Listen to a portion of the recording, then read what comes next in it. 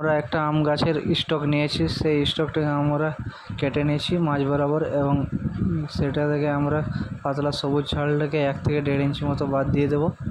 দেখতে পাচ্ছেন আমরা বাদ দিয়ে দিয়েছি এবং অন্য প্রান্তে একটু ভি শেপে কেটে নেব। তো আমরা ভি শেপে কেটে নিয়েছি এবং একটা সাইনকে আমরা মাঝ বরাবর কেটে নেব ভি শেপে এবং অন্য প্রান্তটা একটু কম পরিমাণে কাটবো। তো আমরা কেটে নিচ্ছি অন্য প্রান্তটা।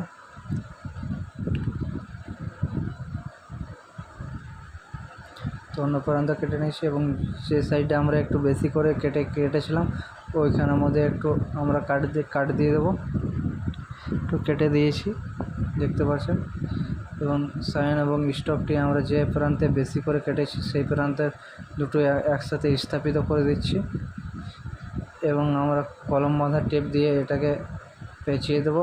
তো কলম বাঁধা টেপ দিয়ে আমরা পেঁচিয়ে দিচ্ছি দেখতে পাচ্ছেন।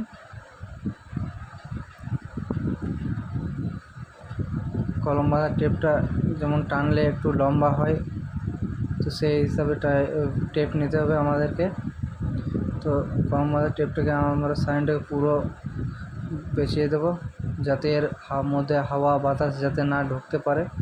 পরবর্তীকালে হাওয়া বাতাস ঢুকে গেলে সাইনটি মারা যাবে। যদি আমার চ্যানেলটি ভালো লাগে থাকে অবশ্যই লাইক, কমেন্ট, শেয়ার এবং সাবস্ক্রাইব করে দিও।